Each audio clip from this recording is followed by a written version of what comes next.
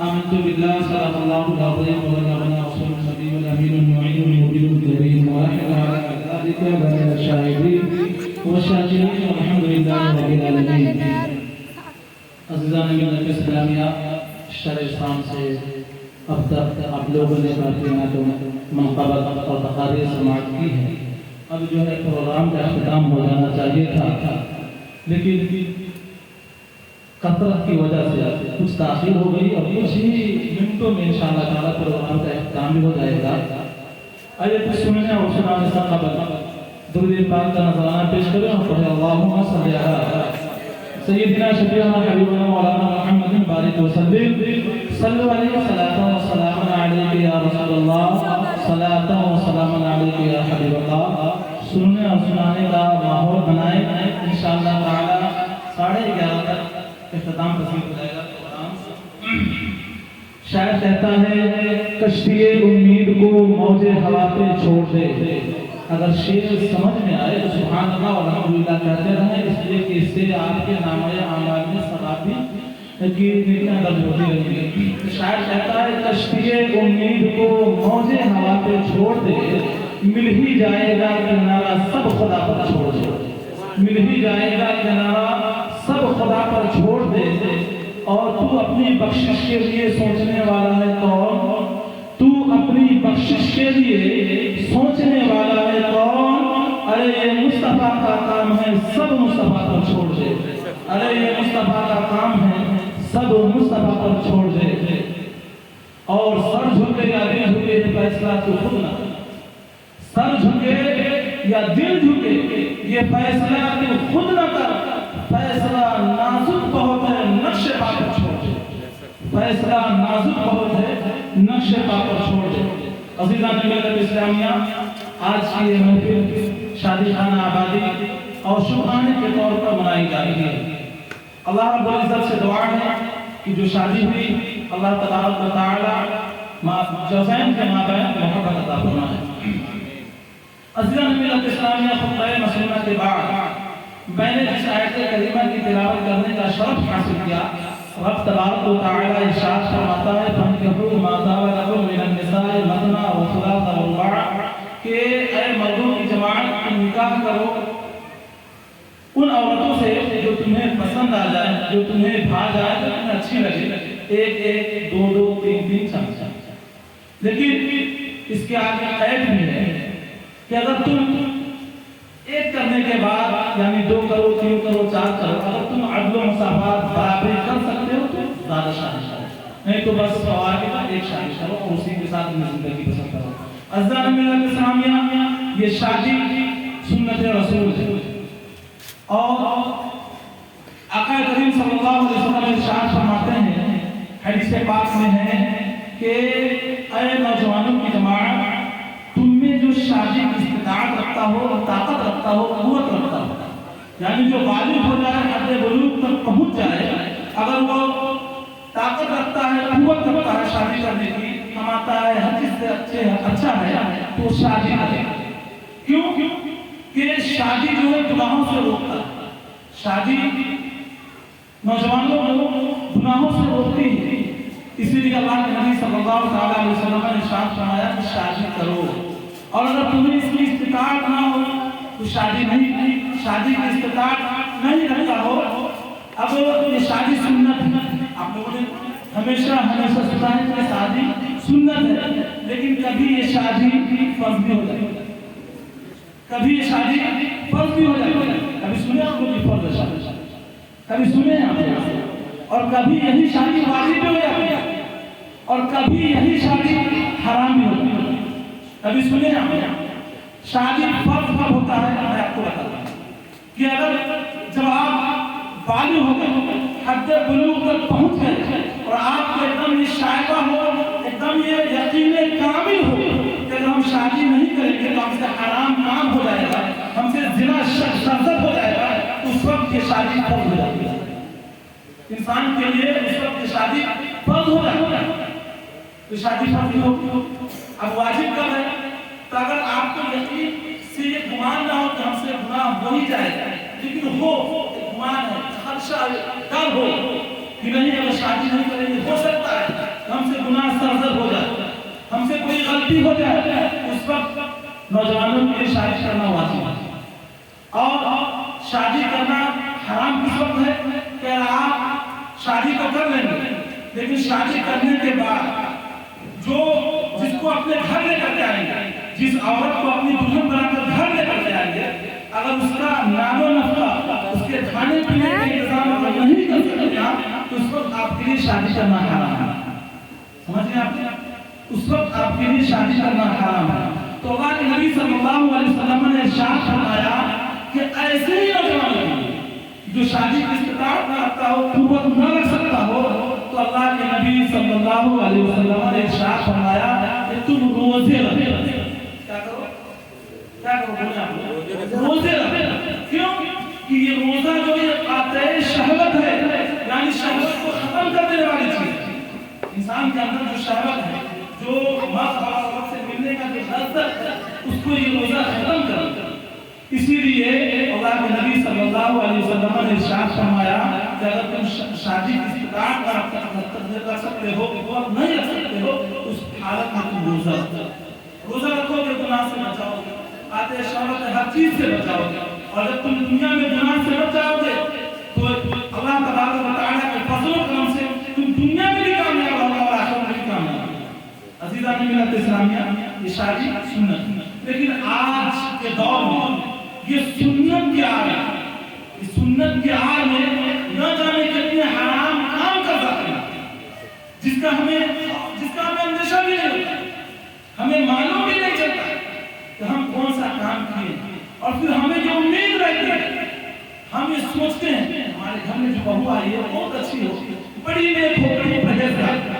عزیزان ملت اسلامیہ، پرہیزگار ہوگی لیکن کب؟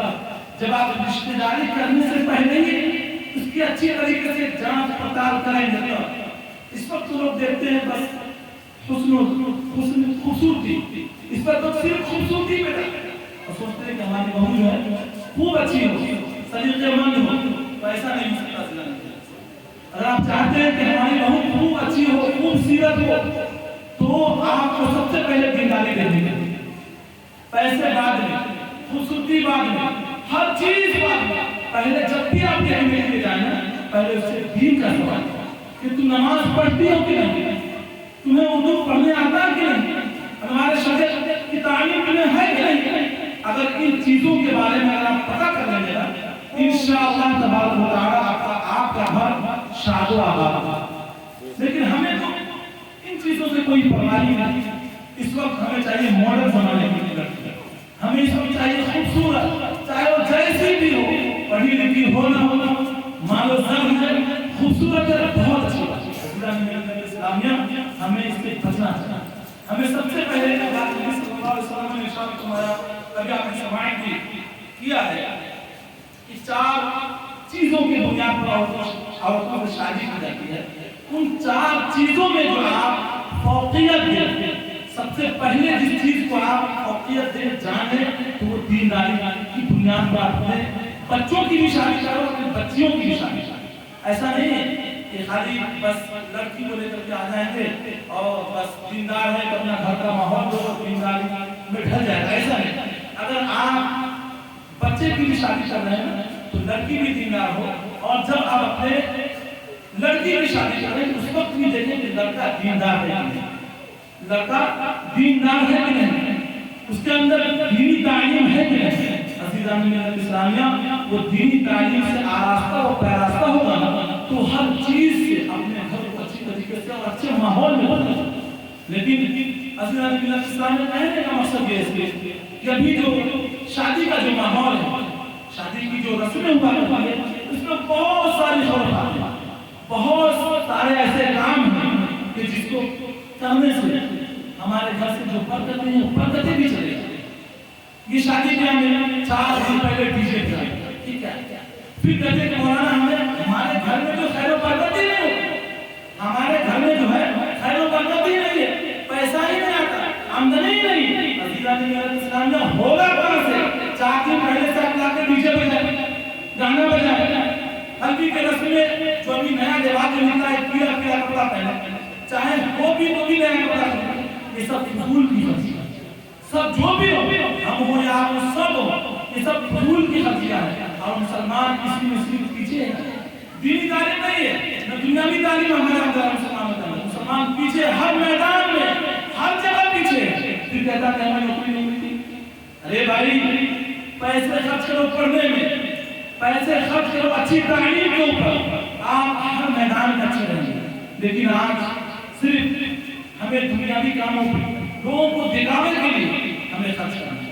अज़ीज़ान मिल्लत इस्लामिया, हमें और आपको चाहिए कि ऐसा काम करें कि जिससे हम दुनिया में भी खुश रहें और आखिरत में खुश रहें।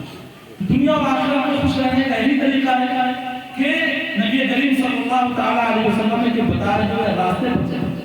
नबी करीम सल्लल्लाहु अलैहि वसल्लम ने जो तालीम दिया है, जो पैगाम दिया है, वो लोगों पे आम करें, लोगों को बताएं कि हम ये काम करेंगे तो हम गुनाहों से बचेंगे, नमाज पढ़ेंगे गुनाहों से बचेंगे, अल्लाह ने मानो सब दिया सबको खराब करेंगे गुनाहों से बचेंगे। और सबसे बड़ा मसला दिया है चुगली और गीबत से बचें, चुगली और गीबत से बचें, ये इसकी बड़ी लानत है। अज़ीज़ान मिल्लत इस्लाम में हमें और आपको चाहिए कि हर वक्त अपने आप से मतलब और दूसरों की जो बुराई करते हैं उससे बेहतर है कि दुरूद पढ़ें, कसरत से दुरूद पढ़ें, चलते फिरते चुनाते नबी हो वो पढ़ते रहें, कुरान की आयत याद है वो पढ़ते रहें, वो आपके नामाए आमाल में नेकियां दर्ज होती रहेंगी। और जब भी लोगों की बुराइयां करेंगे तो उससे आपके नामाए आमाल में नेकियां दर्ज नहीं होंगी, लेकिन जिसकी बुराइयां करें उसके नामाए आमाल में दर्ज होंगी। इसीलिए अज़ीज़ान मिल्लत इस्लामिया, हमें और आपको चाहिए कि नबी करीम सल्लल्लाहु अलैहि वसल्लम का पैगाम आम करें, नबी करीम सल्लल्लाहु अलैहि वसल्लम के बताए हुए रास्ते पर चलें। और जब भी अपने बच्चों की या बच्चियों की शादी करें तो दीनदारी देकर शादी करें। मैं आपको एक बात बताता हूँ, उस शॉर्ट में कि ताबई है हज़रत सईद बिन मुसय्यब, एक ताबई है, सहाबी नहीं, एक ताबई है। और इनके पास एक लड़की थी, बड़ी खूबसूरत थी, बड़ी खूबसूरत जमाल वाली थी। और उस वक्त का जो बादशाह था वो चाहता था कि मैं उस लड़की से शादी करूं, लेकिन हज़रत सईद बिन मुसय्यब दीनदार थे, ताबई थे, सहाबी नहीं थे लेकिन ताबई थे। अब उन्होंने जब पैगाम आया निकाह का उस पैसे वाले के यहाँ से, उस वक्त का जो बादशाह था उसके लड़के के लिए, तो हज़रत सईद बिन मुसय्यब ने मना कर दिया, कहा कि हमें मानव वाले के यहाँ शादी नहीं करनी, हमें ये देखना है कि लड़का दीनदार है कि नहीं। अज़ीज़ान मिल्लत इस्लामिया, गौर करें, सोचें, एक नौजवान है, खूबसूरत भी, वो हर रोज मस्जिद में जाकर नमाज पढ़ने के लिए, 5 वक्त नमाज पढ़ने के लिए जाता है। हज़रत सईद बिन मुसय्यब की नजर उस पर पड़ती है। हज़रत सईद बिन मुसय्यब उससे पूछते हैं कि नौजवान, क्या तुम्हारी शादी हो गई, क्या तुम अपने घर को बसा लिए, तुम अपने घर को आबाद कर लिए? वो नौजवान कहता है कि मेरी अभी शादी नहीं हुई।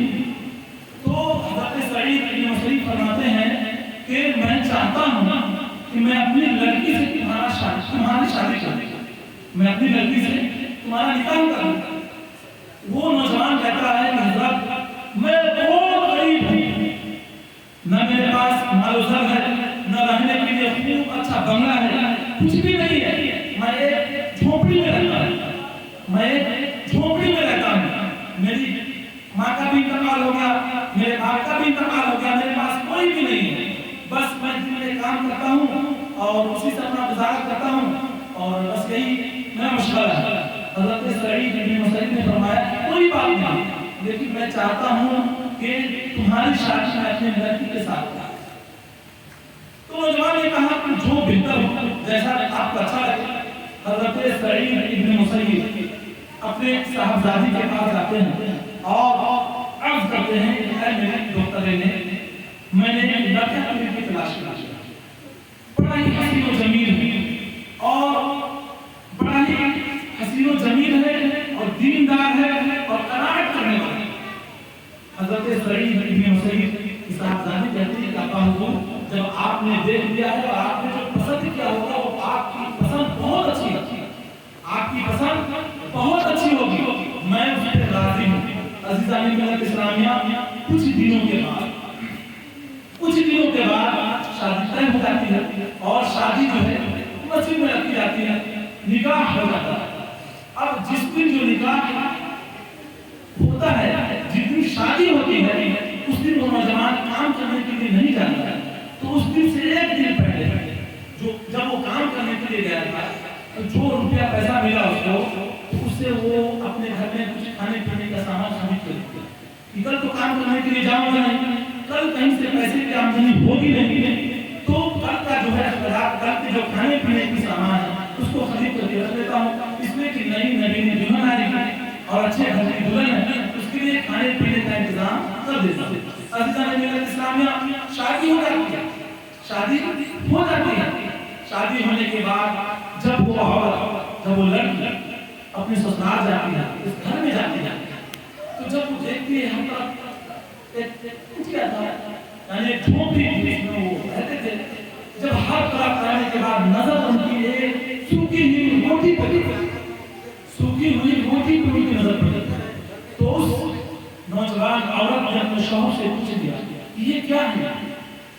تو وہ نوجوان نے کہا کہ کل میں اس کو خرید کر کے رکھا تھا، آج کے لیے رات کو کام کرنے جاؤں گا تو کھانے پینے کا انتظام کہاں سے ہوگا، اسی لیے میں نے اس کو خرید کر کے رکھ دیا۔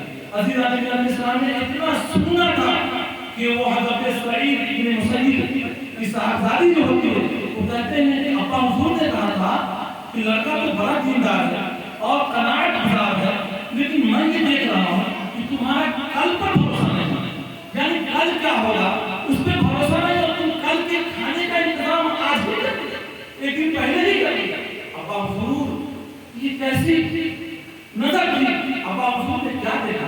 تو عزیزان ملت اسلامیہ، کہنے کا مقصد یہ ہے کہ حضرت سعید ابن مسیب نے جو شادی کرنے دختر نے اختر کی، وہ صرف دینداری دے کر اور قناعت گزاری دے کر، اگر وہ چاہتے تو اپنے دختر نے اختر کی شادی کہیں بڑے گھرانے میں بڑے پیسے والے کا کرتے، لیکن انہوں نے ایسا نہیں کیا۔ تو ہمیں یہاں سے درس ملتا ہے، سبق ملتا ہے کہ ہم بھی اپنے بچوں کی بہن بھائیوں کی کہیں بھی شادی دینداری کو پہلے ترجیح دی۔ دینداری اگر دیکھیں گے تو ہمارا گھر اس سے جنت کی طرف بن جائے گا۔